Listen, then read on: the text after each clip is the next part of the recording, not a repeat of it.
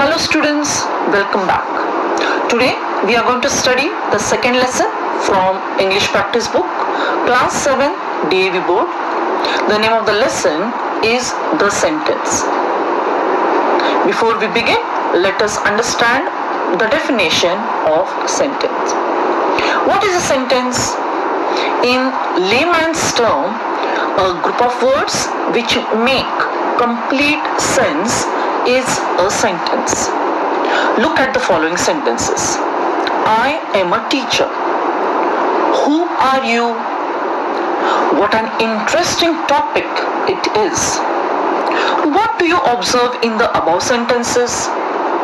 First, all the above sentences make complete sense.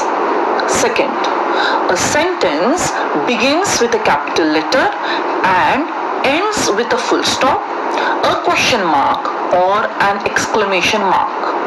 Third, from the above sentences, we also understand that we use different kinds of sentences while writing or speaking. Last but not the least, each of the above sentences is divided into two parts, a subject and a predicate. Let us now understand and distinguish between a subject and a predicate. What is a subject? In layman's term, subject is the doer of the action, and the dictionary defines it as a person or thing that is being discussed, described or dealt with is a subject. Let us see some more examples. First example, I am a teacher. Second example, standing on the table, he screamed. Third example, get out of the room. Fourth example, where are the books? Fifth example, what a beautiful picture it is. Sixth example, up went the smoke. Seventh example, gaggling of the geese saved Rome.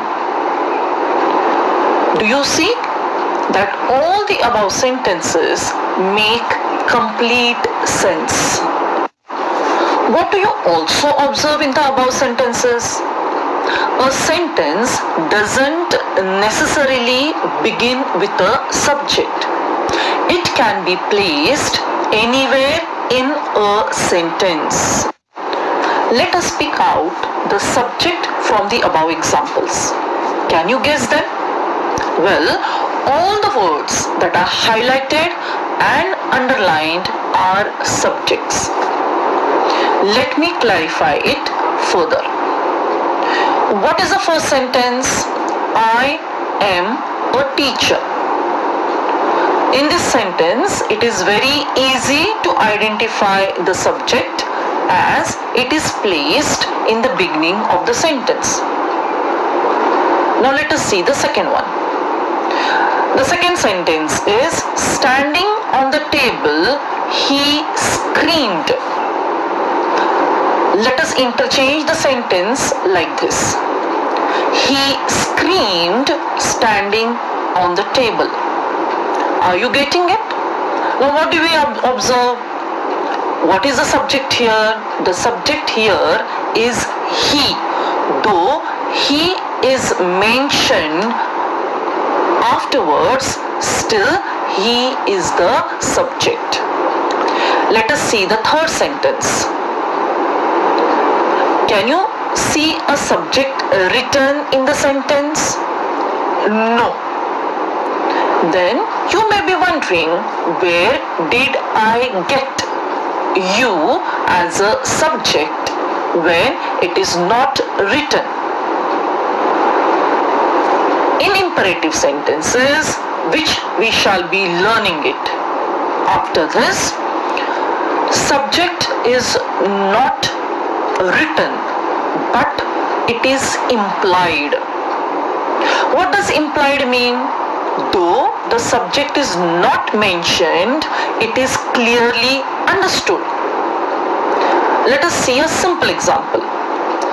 Use zebra crossing while crossing the road. Now, who should use a zebra crossing? Of course, all of us, that is I, we, you. Was it mentioned there that you should use a zebra crossing?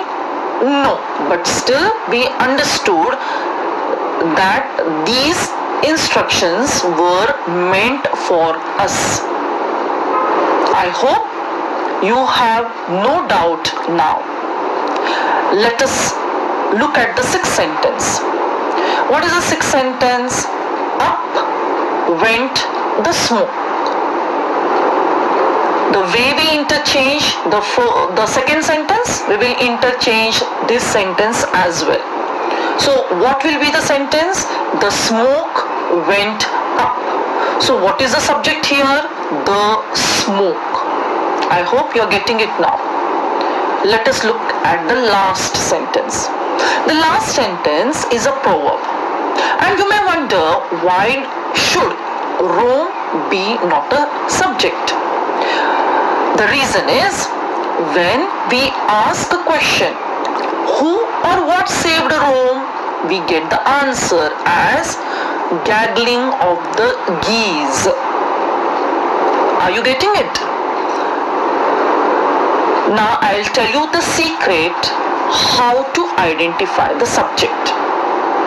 The secret to identify the subject is the question who. Ask who this question to the verb and you will get the answer as the subject. Isn't it easy? Now let us proceed to predicate. What is a predicate? In layman's term, predicate is that part of a sentence which provides us more information of the subject or the doer of the action. And most importantly, a predicate begins with a verb. As per the dictionary, predicate is the part of a sentence or clause containing a verb and stating something about the subject. Let us look at the examples. The first example, I am a teacher. As mentioned earlier, I is the subject. You can see I have put the remaining words in the bracket and the bracket opens before the verb am. So what is the predicate here? Am a teacher is the predicate. Look at the second sentence. Standing on the table, he screamed. As I mentioned earlier, a predicate always begins with a verb. So, what is the predicate in the second sentence? Screamed. Standing on the table is the predicate. Look at the third sentence. Get out of the room. This sentence is an imperative sentence wherein we have omitted the subject which is implied. And what is the subject here? You. So here get out of the room is the predicate. Again you observe what? That get is the verb and the predicate begins with a verb. Let us look at the next sentence. Where are the books? Now here, what is the predicate? Where are. What is the verb here? Are. Let us move to the next sentence. What a beautiful picture it is. Now what is the predicate here? Is and the remaining sentence, what a beautiful picture. In the next one, up went the smoke. As I told you earlier, you interchange the sentence, the smoke went up. What is the verb here? Went. Where did the smoke go? Up. So went up is the predicate.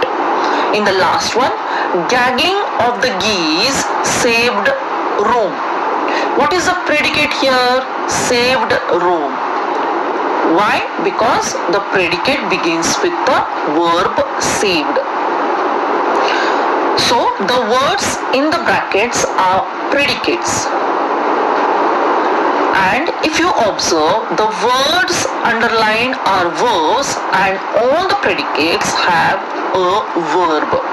I hope all of you are clear with the concept and you will be able to pick out the subject and the predicate from the sentence.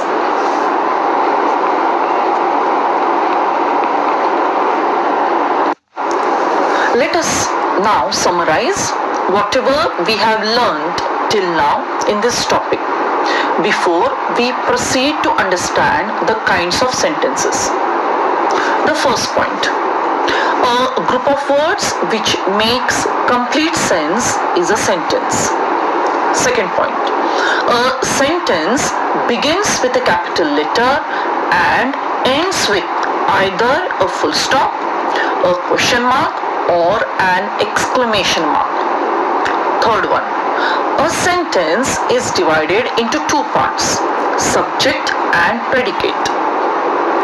Next point, subject is the doer of the action and predicate talks about the action done by the subject. A subject may be placed anywhere in a sentence. And the last one, a predicate contains a verb and provides us more information about the action performed by the subject. If you understand all these points clearly, you will be able to easily frame a sentence properly and will be able to identify the subject and the predicate. Let us study the 5 kinds of sentences. The 5 kinds of sentences are: the first one, assertive affirmative or assertive negative. It is also called as a declarative sentence. The second kind of sentence is an interrogative sentence. The third kind of sentence is imperative sentence. The fourth kind of sentence is an exclamatory sentence. And the fifth kind of sentence is an optative sentence. Let us learn the different kinds of sentences one by one. The first one, assertive affirmative or assertive negative sentence. It is also called as a declarative sentence. Let us see 2 examples. The first example, roses are red. The second example, they didn't complete their work. What do we observe in the above sentences? Both the sentences declare to be affirmative or negative, or we can say both the statements state the sentence to be affirmative, that is positive, or negative. So the first sentence is assertive affirmative as it asserts a fact to be positive, whereas the second one asserts a fact to be negative, hence it is assertive negative sentence. The second kind of sentence that we shall learn now is an interrogative sentence. There are 2 kinds of interrogative sentences. One beginning with auxiliary or helping verbs, and the other beginning with question words or interrogative pronouns. As mentioned earlier, here the sentence begins with a capital letter and ends with a question mark. Why? Because these are interrogative sentences. Let us see two examples. The first example, did you understand this topic? Second example, what did you learn in this topic? The first example begins with an auxiliary or helping verb, did, and the answer expected from such questions are only yes or no. Whereas the questions beginning with question words or interrogative pronouns, that is what, need a detailed answer.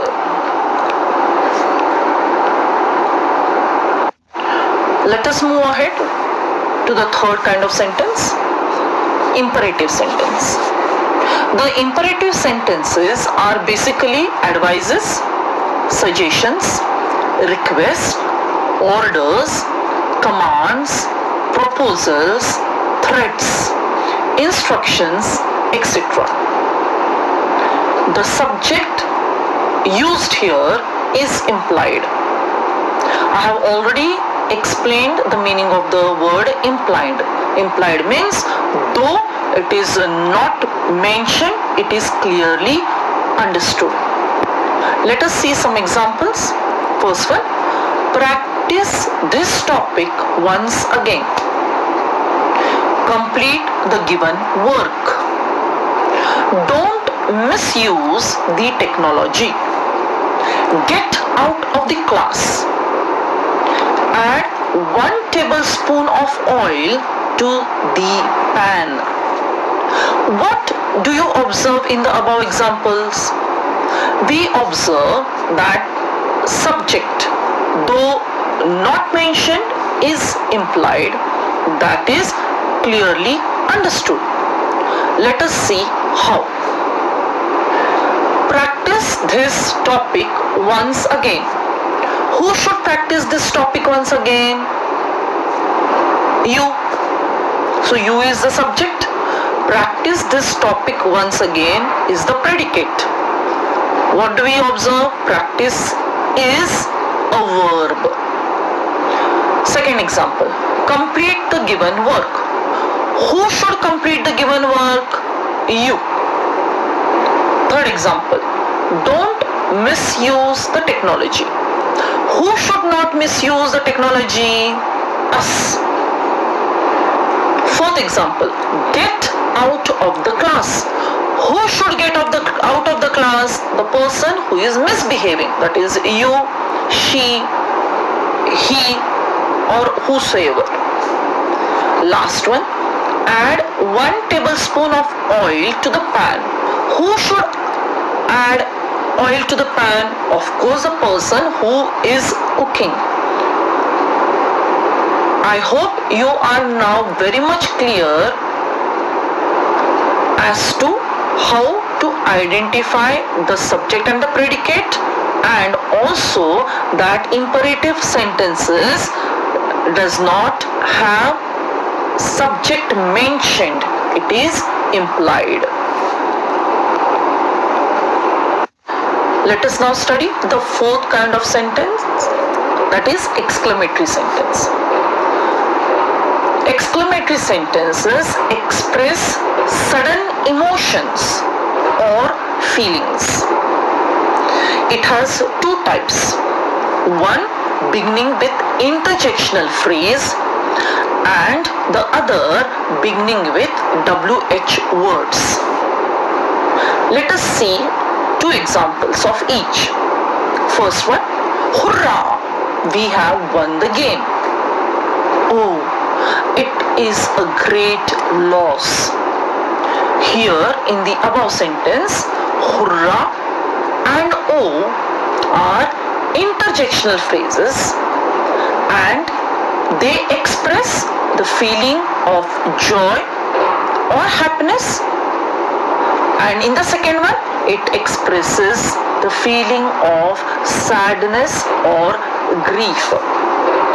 and both these interjectional phrases are followed with an exclamation mark at the end of it. But we have not ended the sentence with an exclamation mark but with a full stop. Why? Because we have already put the exclamation mark at the end of the interjectional phrase hurrah or oh. Let us see second sentences beginning with WH words. The first example, what a mesmerizing view. Second example, how beautifully she sings. The above sentences begins with WH and ends with an exclamation mark. Are you getting it? We come to the fifth kind of sentence, which is an optative sentence.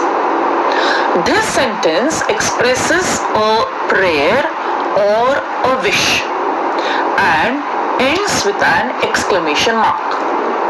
Don't get confused between exclamatory sentences and optative sentences, as both perform different functions.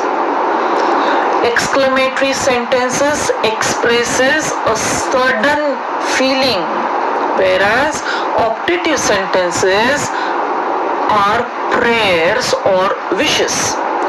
Example, may you live a healthy and happy life. May God pardon the sinners.